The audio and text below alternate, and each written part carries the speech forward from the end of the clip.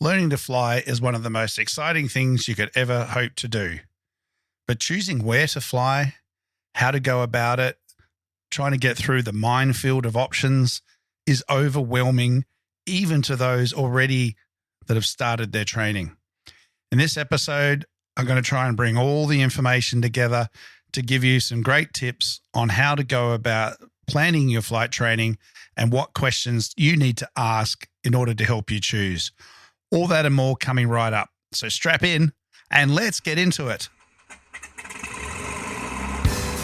Standby star 9000, 1013, Kilo 25. Coordinating aileron and rudder, bank, balance, bank pressure rolling to 30 degrees. That's 30 degrees there.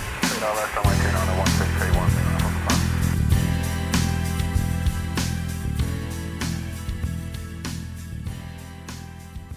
G'day everyone and welcome to episode 130 of the Flight Training Australia podcast, the podcast all about flight training and flying in Australia and beyond. I'm your host, Trent Robinson. Thank you very much for joining us. Hope you've had a fantastic weekend, a fantastic week, and getting plenty of flying in or thinking a lot about flying, which is really what today's episode is all about. It is an absolute minefield out there of information and decisions to make, and we'll 100% get into that. Before I do, I'm sure the talk of the town, as they say, is 100% the amazing footage of that Cessna 210 going into Bankstown the other day. Absolute hats off to the pilot. Fantastic job. Don't know what the cause was. Don't know why it happened, but at the end of the day, there are two people alive where 100% the alternative outcomes could have been disaster. And the way that was handled, the decision, which I assume it was a decision to not put the gear down and not put the flap down, was absolutely the right one to do to extend that glide range as much as possible. Whole another topic, I'm not going to go into it right now, but it just reinforces the moral of the story really is to really think about things, think about your surroundings, good, thorough, take your safety briefs, and don't just put the gear down because you're going down. When you're going to make the field, you put the gear down. When you're going to make the field, you put the flap down. It's quite okay to do a flapless gear up, glide approach and landing. And really well done. And I hope everyone's watched that and sort of taken that information away from it. So today I want to just get into learn to flying and all that. Now I've talked about it long ago. Episode 4 is my 4th episode, Learn to Fly. Episode 7 about saving money during flight training. Episode 20 I started talking about aviation degrees. But look, I know you lot. You're a little bit slack, a little bit lazy, and don't like having to go hunt for information. You like it all thrown in front of you. So today's, I guess, a bit of an update. It was nearly 2 years ago when I did that first one, and you just have to jump on the online forums and that, and it's just the same questions coming up over and over and over again. So for everyone's sanity, please share this episode with your friends and online and everything else. If you see anyone asking these questions, post a link, tag them in this episode, whatever, so they can become aware of it all and get all the good info. Because it is confusing. There is really a lot of information out there, and it is an incredibly overwhelming thing when you really don't know what you're talking about. A lot of terminology and phrases and terms and things that are just, if you don't know what it's all about, you don't really know what to ask. So you got to get some unbiased help and guidance, and that's what this episode's all about. So in no particular order, first of all, the overall accreditation and certification of the school. So there are really 3 main pathways to go through here. There's RAOS, there's a non-integrated Part 141 flight school, and a integrated Part 142 flight school.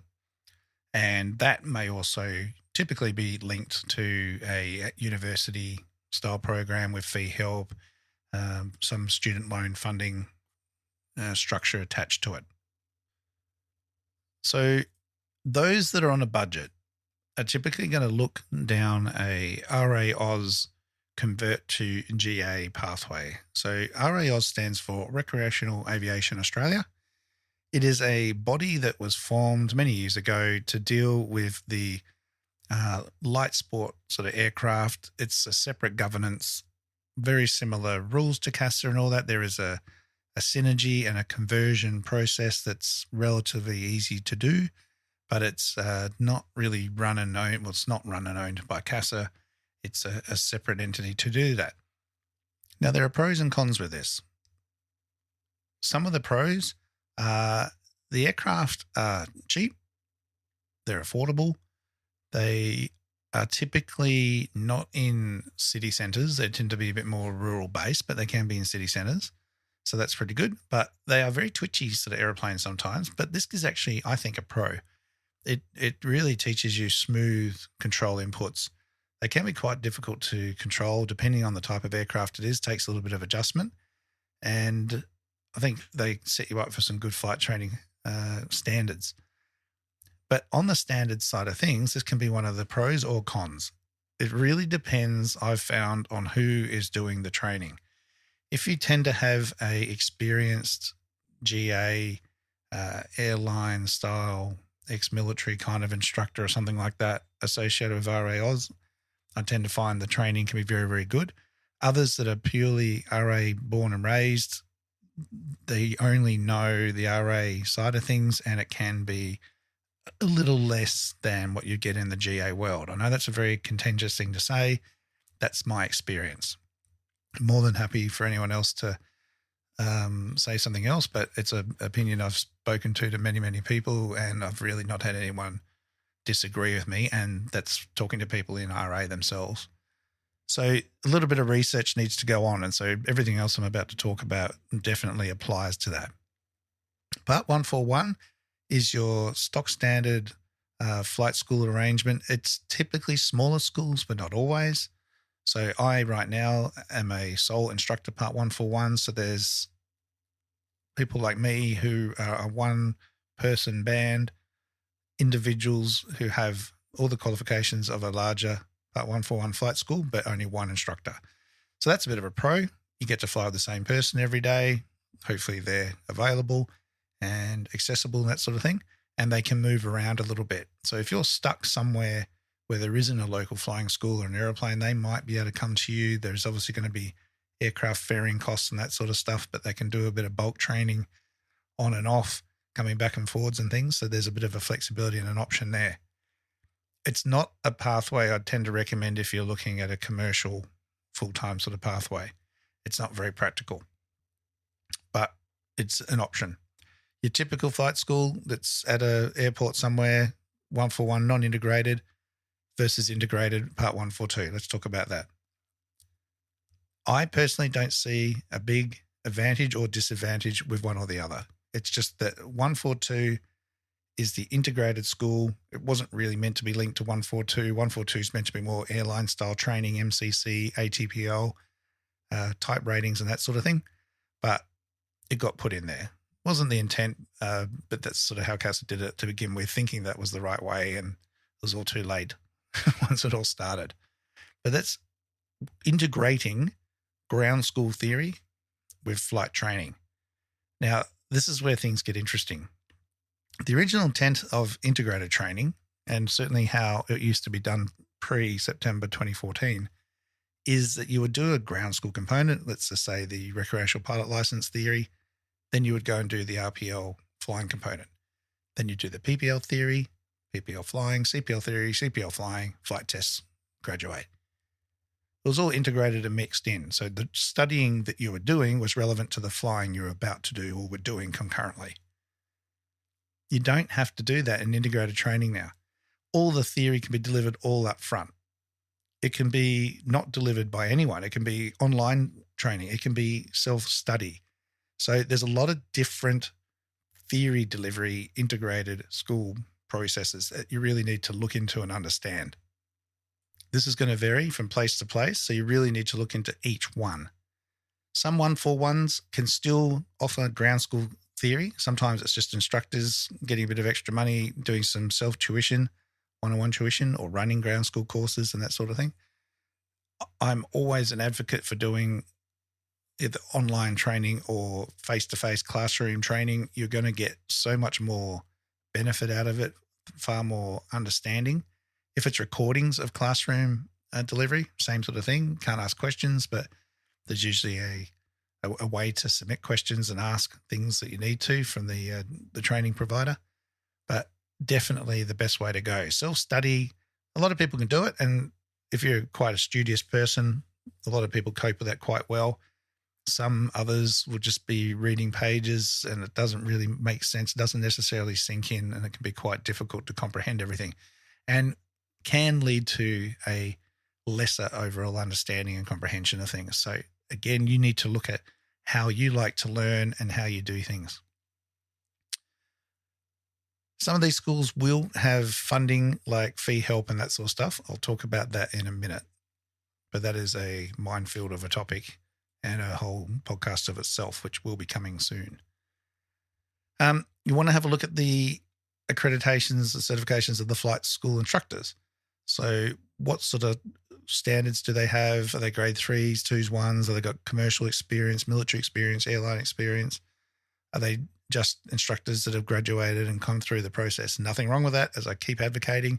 However, really when you get to the commercial side of things, you really want to try to be finding an instructor that has some commercial operational exposure.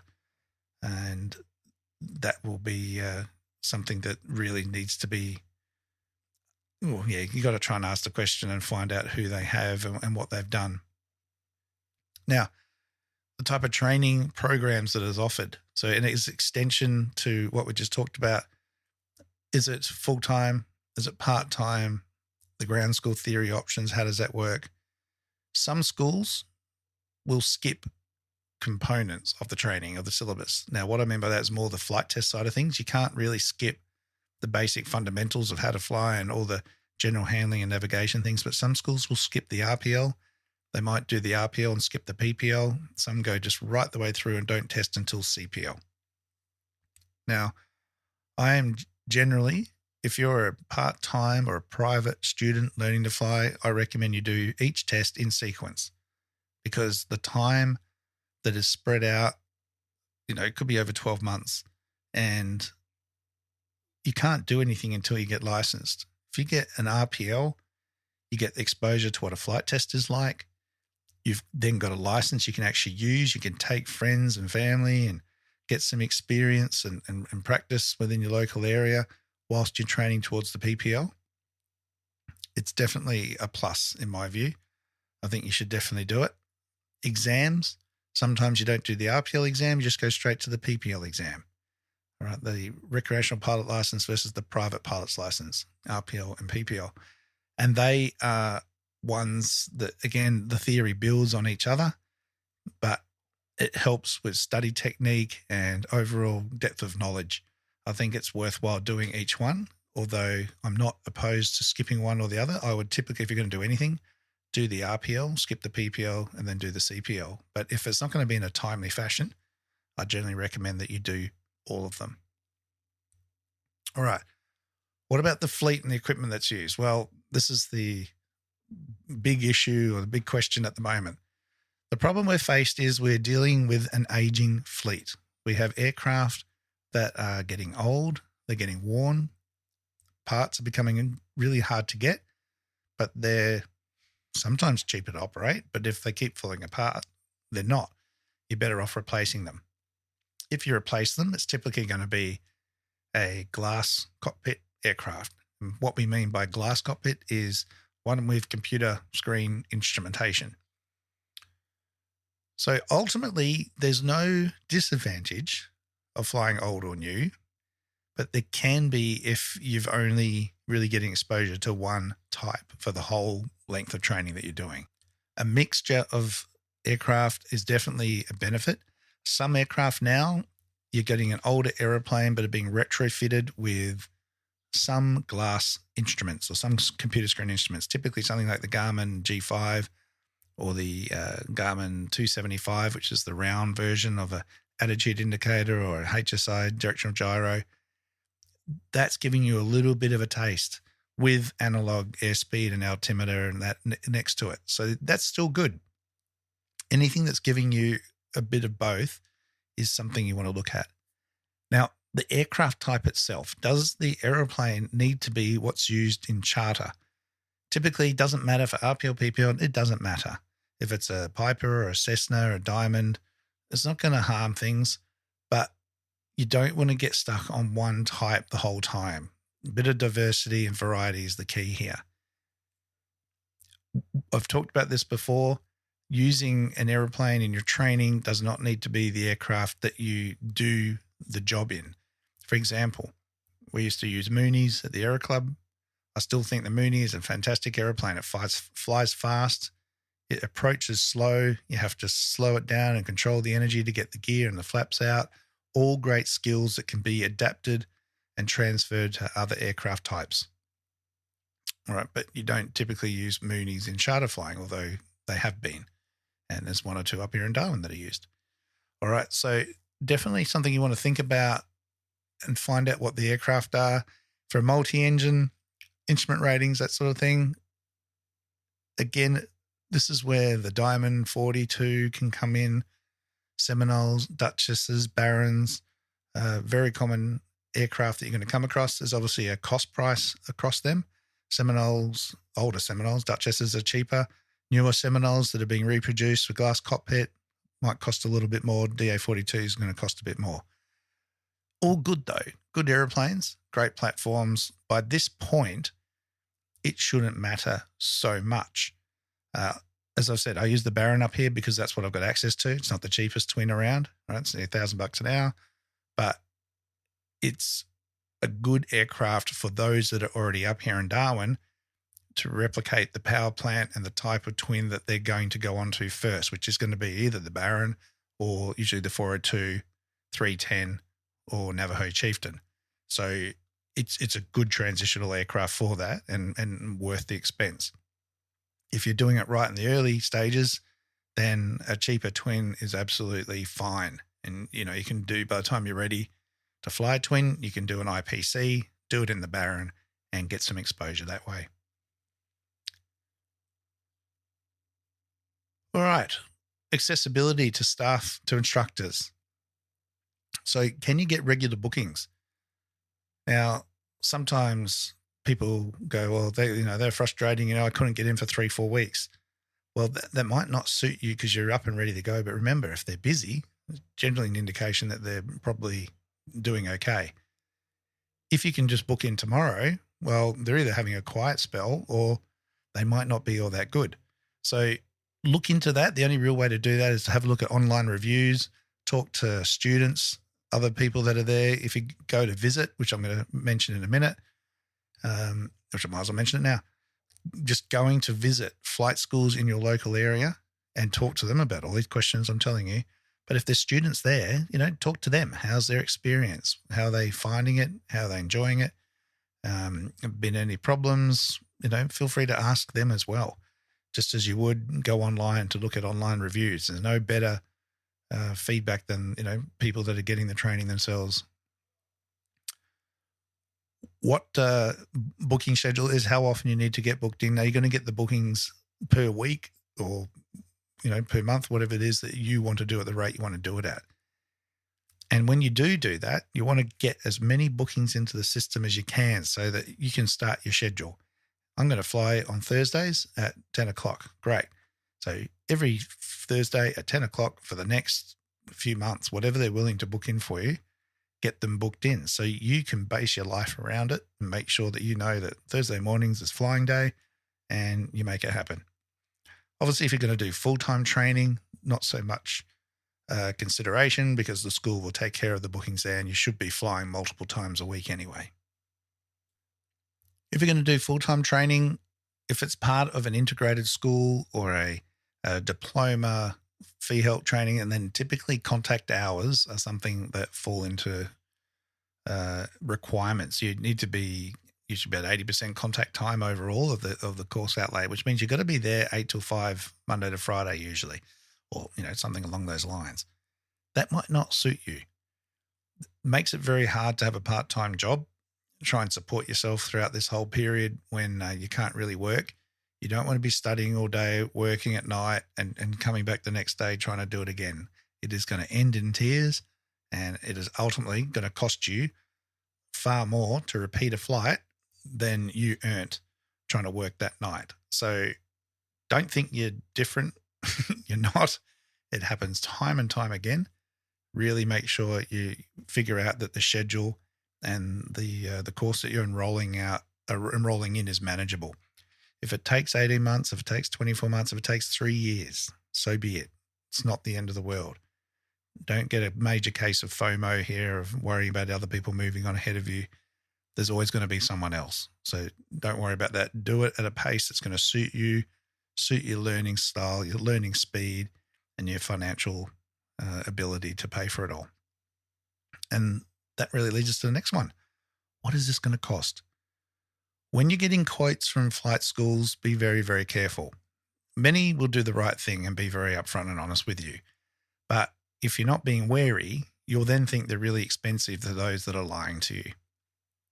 Whenever you get costings, make sure you find out what is the total cost for a 1-hour lesson, including briefings and landing fees and instructor and GST. All right, so GST is applicable to non-commercial training pathways. So if you're only going up to RPL or PPL, you will have to pay GST. If you are doing a commercial license, whether it is a 141 non-integrated or 142 integrated training, it is GST free. So make sure you find out about that and don't be paying GST when you don't need to be. Find out how much an hour briefing costs on the ground before you go flying, and then you'll have the flight afterwards, which will be typically an hour. Obviously, things can be longer and shorter. And then the instructor time and any applicable landing fees. Then you've got a total cost for the lesson, and then how much is it for that particular phase of training. They should be able to give you an idea. Now, why can't they give you a fixed price? Because everybody is different. Everybody learns at a different speed, at a different pace, and some people need more, some people need less. Some people are very natural at it. Some people are lazy and need to be pushed through it, even though they're there because they supposedly want to learn how to fly. So make sure you get all the information and have a think about the price that they've given and make sure it sounds realistic to you. If they're just going, oh yeah, it's only $480 an hour, well, I can tell you there's things missing because there's no instructor time there potentially. There's no landing fees. It's a bit short on what you can expect to pay per learning session. And a learning session will be a brief and a flight. If you're not getting briefs before your flights, well, then that's a red flag as well. That if it's all just being done, rushing out, talking to you on the way out to the airplane or trying to do it as we transit the training area, no. It sounds great. It sounds like you're going to save money, but it's not, because you're not going to understand what's going on. You're going to find the strain of trying to do it all firsthand whilst flying an airplane and listening to your instructor. Not ideal at all. So things to be looking out for there. Have a look at integrated courses, fee-help courses, that sort of thing. Attrition rates. Now, I see this question come up quite a bit and go, this particular school wants to do an entrance aptitude test and, blah, blah, blah. And I've seen people go, yeah, no, it's a load of crap. You don't need to do it, yada, yada, yada. All right. Incorrect. You do need to do it. It's a legal requirement for these testing. The problem is some schools are doing it properly and other schools are not.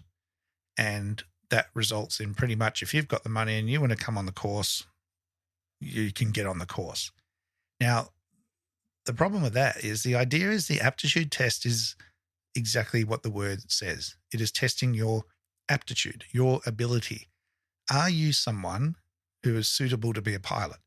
Are you someone who we're going to be able to take through this particular fairly intense training regime of ground school and flying and moving along in a certain time frame and come out the other end complete? The attrition rate means how many people start and how many are left at the end. And you can find that some courses, there might be 100 people who started and only 20 or 30 come out the other end. That's crazy. You shouldn't be looking at anything less than really about an 80% attrition rate, I would have thought. But Some people need a little bit extra time. They might need some extra funding because the course funding that's allocated is insufficient. But ideally, we try and identify these people beforehand. And if it's a school worth their salt, they will tell you this right at the beginning, and I would listen to it. Because at the end of the day, there's not really much point in getting you on the course. The history that I've had and exposure to it is it's just people that struggle doesn't mean you can't be a pilot. Let me just get that really clear. But I'm talking about keeping up with the pace of the particular course you're trying to enroll in. It just ends up so much work, so much stress, tears and tissues, and you're better off doing it in a less intensive environment and learning that way. Now, that might mean you don't qualify for fee help and you've got to try and fund it yourself. Can't do much about that. That is a challenge and something you're going to have to figure out, but just be really careful if they're talking about an aptitude test and you really didn't get asked much. I won't go into the whole process now, but just Google aptitude testing. There's usually a little bit of basic math, bit of English, bit of spatial orientation, verbal reasoning, might be a little simulator session or something like that. Some basic hand-eye coordination stuff, something along those lines. All right. If it's really nothing close to that, then I'd be 100% wary. So then that leads us to their industry reputation. What is the school's reputation like? You could look at safety records and that sort of stuff. I don't really think we have any schools in Australia that have bad safety records. We have a very good standard like that. But there are some that probably have lesser reputation than others. Online forums are going to tell you that. A lot of people just ask, hey, what does anyone think of this particular school? You'll typically find people won't necessarily say anything public or direct, but they'll say, hey, send me a DM and I'll happily chat to you there. And that way you can get some information. Put that information together with all the other stuff you're finding out. Some people can just get jaded and upset just because they didn't do the right thing. So it doesn't mean that if one person says it, then you believe it. But, get your evidence, line it all up and see if it all starts to stack up. The location, obviously this is a key one. Where is the school in relation to home? What's the travel time like? What's the facilities like? Do they have briefing rooms? Do they have support staff? Do they have good maintenance? Do they do their own? Do they outsource it? No real major pros or cons or alarms there. That's perfectly normal.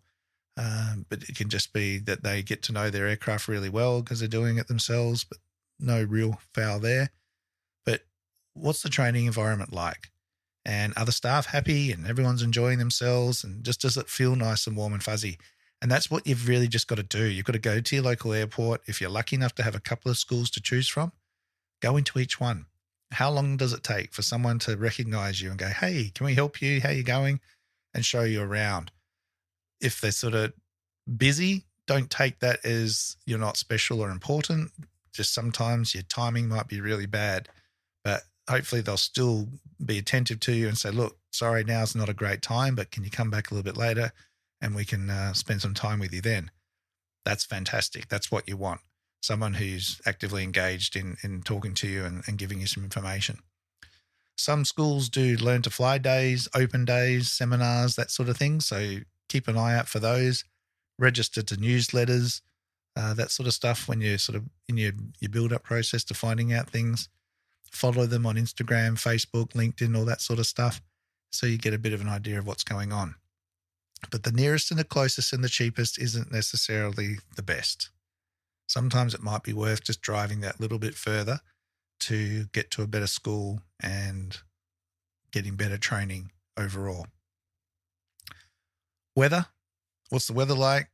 More for international students, I guess, but certainly if you're just in an area that the weather's not so great all the time, it is going to impact on your training schedule. So that might affect the time of year you start. You really don't want to be starting when the weather's a bit average. You want reasonable weather then, but can afford a little bit of bad weather when you start getting further on in your training and are ready to deal with that sort of thing. So definitely factor that in. And what sort of training support's available? especially on an integrated vet fee health style course, is there adequate support to help you when you're struggling, to get you over the line, to assist you when you're trying to, just understand this stuff, but it's struggling? Are you going to just get pushed aside because you're too much work and effort, or are you actually going to be helped and supported? And then make sure that you can talk to some students as well to see if that is actually true, because it's easy to just have lip service there and go, oh yeah, we do all this sort of thing, but doesn't necessarily happen. All right. So there's a heap there. There's a lot to learn. There's a lot to do, as with anything. If you're going to go buy a TV, you don't just go into the shop and grab one. You have a look, you see what's there, you do some online research, Google reviews, all that sort of thing. And selecting a flight school really is no different. So make sure you go to the schools that are available to you, ask them the questions, get the feel for the place. And ultimately, the one thing I haven't mentioned yet is try before you buy. So do a trial flight, go jump in an airplane, go with one of the instructors, see what their airplane's like. If there's screws and bolts falling out, well, then probably don't go with them. Having said that, I had a screw fall out of my airplane the other day. The compass wasn't screwed on properly. Right? It can happen, but you know what I mean. If it just doesn't feel safe, then maybe that's not the place for you. Most schools, most flying companies in Australia are absolutely exceptional and good. Old doesn't mean bad, but as long as it's clean and as tidy as possible and presentable, it sounds good, it flies well, and you have a great time with the instructor, build a bit of rapport, that's all good signs. If you need anything else, happy to try and answer your questions. You can flick me an email, info@trentrobinsonaviation.com.au, or contact your local school, jump on the forums and ask some questions there. And look, at the end of the day, if you're not happy and it's not going well, you can change flight schools. Obviously a bit tricky if you've only got one in your local area, but it can be done. You can ask to change instructors. There are options there. I do talk about that in some of the other episodes that I've done. So just be aware that you don't just have to suck it up and deal with it, because there are options available to you. All right, everyone. Thank you for listening. And I've jabbered on long enough. Hopefully that all helps. I'll, for those that I mentioned the other week about the instructor seminar or the instructor survey that I was going to put out, there's a couple of little technical glitches, but it's pretty much ready to go. So that episode link description that you're listening to now has the link to that instructor survey where I'm asking about their feedback on their experiences delivering training in flight schools and things. And that's all part of the Building Better Pilots conference that's coming up on the 1st and 2nd of July. So anyone willing to come along, we would love to have you there. Virgin are now taking part. Malcolm Sharp from Sharp Airlines is coming. We've got Angela from Navigating Aviation. She's coming along. We've got AFAP involved, hopefully ATSB, Rich Stoll, Mark Greenfield from UK, some fantastic speakers, presenters, and some really great workshops that we've got planned to help check-in trainers and instructors deliver better training. So if you've got an instructor that you want to send along, please do. It's up in Caboolture, 1st, 2nd of July, and I'll be promoting more of that during the week on Instagram and Facebook. So keep a look out for that. All right, everybody, have a fantastic week. As always, please stay safe, clear skies, and remember the golden rule: aviate, navigate, communicate. Cheers, everyone.